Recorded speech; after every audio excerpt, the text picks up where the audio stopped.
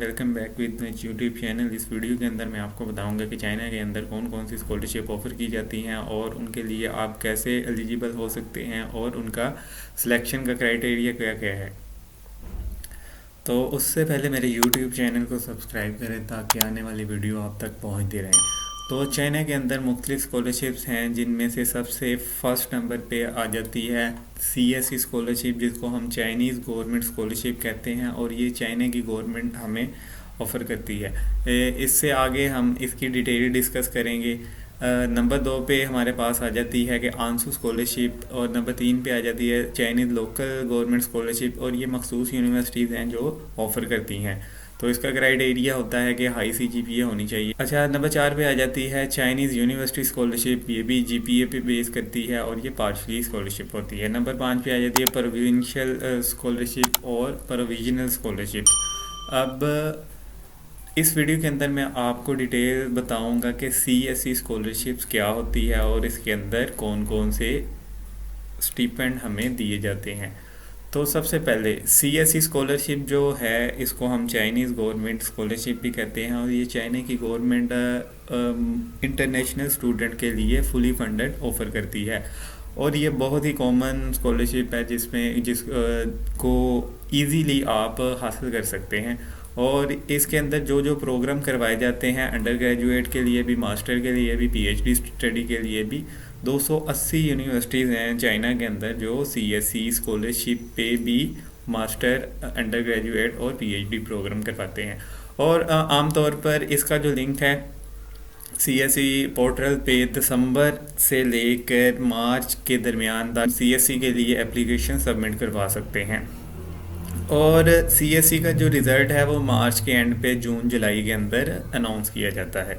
तो अब ये डिपेंड करता है कि आप जिस यूनिवर्सिटी के लिए अप्लाई कर रहे हैं उस यूनिवर्सिटी की लास्ट डेज एडमिशन की क्या है। CSE पोर्टल तो दिसंबर में ओपन हो जाता है। अब आपने क्या करना होता है, आपने एप्लीकेशन प्रोसेस जो है वो CSE जो वेबसाइट है वहाँ पे अपलोड करना होता है। वहाँ पे अपलोड करने के बाद आपको जो PDF मिलती है बेस पे आप यूनिवर्सिटी के अंदर अप्लाई करते हैं। तो अब CSE के अंदर कौन कौन सी जो है स्कॉलरशिप कवर करती है। नंबर 1 पे आ जाता है हमारी ट्यूशन फ़ीस जो होती है वो फ्री होती है और नंबर 2 पे आता है हमारे पास के जो मंथली स्टिपेंड मिलते हैं 2500 RMB जो है वो अंडर ग्रेजुएट को मिलते हैं, मास्टर के लिए वो 3000 RMB पर मंथ दिए जाते हैं और PhD के लिए 3500 पर मंथ। इसी तरह मेडिकल इंश्योरेंस जो होती है 800 RMB हर ईयर दिए जाते हैं और अकोमोडेशन जो होती है यूनिवर्सिटी के अंदर वो फ्री होती है। इसमें ये हरगिज़ नहीं है कि यूनिवर्सिटी जो है वो आपके एयर टिकट भी देगी। एयर टिकट आपको खुद बाय करना पड़ता है CSE स्कॉलरशिप के अंदर। अगर आप आंसू के लिए जा रहे हैं तो आंसू वाले आपको फ्री में एयर टिकट देते हैं। अच्छा, एलिजिबिलिटी क्राइटेरिया क्या है कि आप इंटरनेशनल स्टूडेंट होने चाहिए, चाइना की जो है नेशनलिटी आपके पास नहीं होनी चाहिए और आप इसके अलावा कोई भी चाइना के अंदर दूसरी स्कॉलरशिप हासिल नहीं कर रहे जो उनकी गवर्नमेंट की थ्रू ली जाती है। और एज लिमिट जो है अंडर ग्रेजुएट के लिए वो 25 ईयर है और मास्टर प्रोग्राम के लिए 35, इसी तरह PhD के लिए 40 ईयर।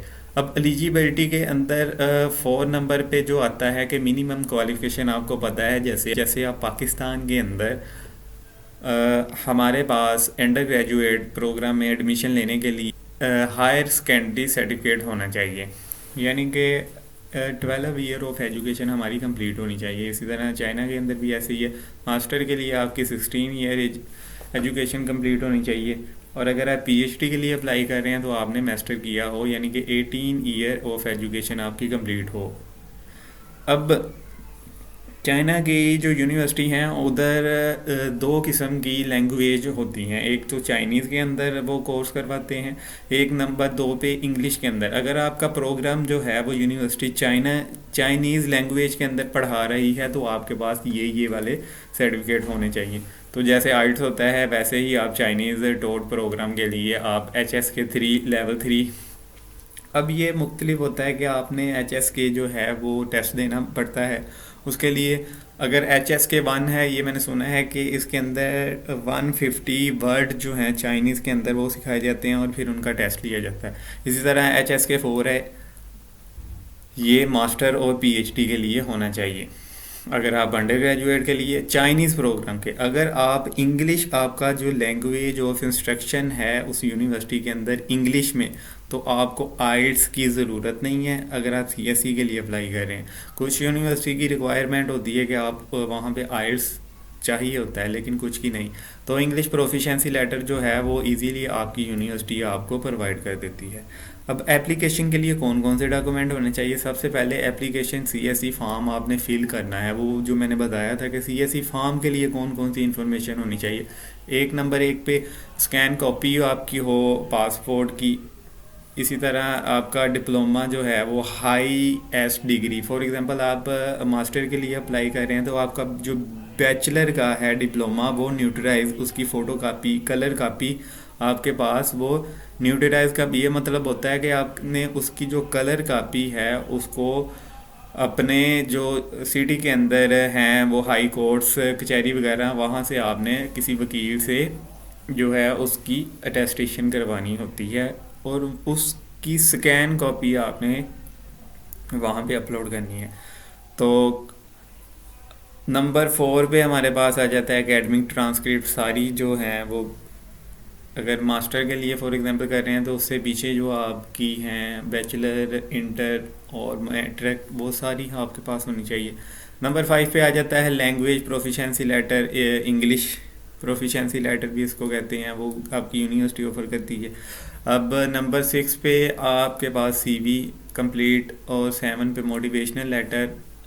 नंबर 8 पे एक्सेप्टेंस लेटर। अब जो एक्सेप्टेंस लेटर होता है ये वेरी वेरी इंपॉर्टेंट होता है। एक्सेप्टेंस लेटर जो है आपको चाइना के कोई ना कोई प्रोफेसर जो हैं उस यूनिवर्सिटी में जो आपको सुपरवाइज करना चाहे वो आपको ये प्रोवाइड करेंगे। उसके लिए आपको यूनिवर्सिटी के प्रोफेसर्स को ईमेल करनी पड़ती है कि आप मुझे एक्सेप्टेंस लेटर दें, तो वो फिर आपके लिए वो ये चांसेस इंक्रीज़ हो जाते हैं। नंबर 9 पे आ जाता है हमारे पास स्टडी और रिसर्च प्लान, और उसके लिए 200 वर्ड होते हैं, अंडर ग्रेजुएट के लिए 1000, PhD और मास्टर के लिए। अगर नंबर 10 पे आ जाता है 2 रिकमेंडेशन लेटर, वो जो आपकी प्रीवियस एजुकेशन है आपके मास्टर के अंदर, यानी कि हमारी यूनिवर्सिटी के अंदर जो भी प्रोफेसर हैं जिन्होंने हमें कोई ना कोई सब्जेक्ट पढ़ाया है, आपने उनसे रिकमेंडेशन लेटर लिखवा लेने। इसके लिए शर्त ये है कि वो या तो फुल प्रोफेसर हों या एसोसिएट प्रोफेसर हों, अगर नहीं है तो असिस्टेंट के भी चल जाते हैं। 11 पे आ जाता है हमारे पास photo copy of foreign physical examination. अब CSE जो वेबसाइट है वहाँ पे एक फॉर्म अवेलेबल होता है, आपने क्या करना है उस फॉर्म को डाउनलोड करके प्रिंट निकलवा के आपने किसी गवर्नमेंट हॉस्पिटल से अपना जो है वो फ़ौरन मेडिकल करवा लेना है, और डॉक्टर उस फॉर्म के ऊपर आपकी स्टैंप, अपनी स्टैंप लगाएगा और अपने दस्तखत करेगा और आपके बारे में रिमार्क्स लिख देगा। आपने उसको क्या करना है स्कैन करके वो भी अपलोड करना है।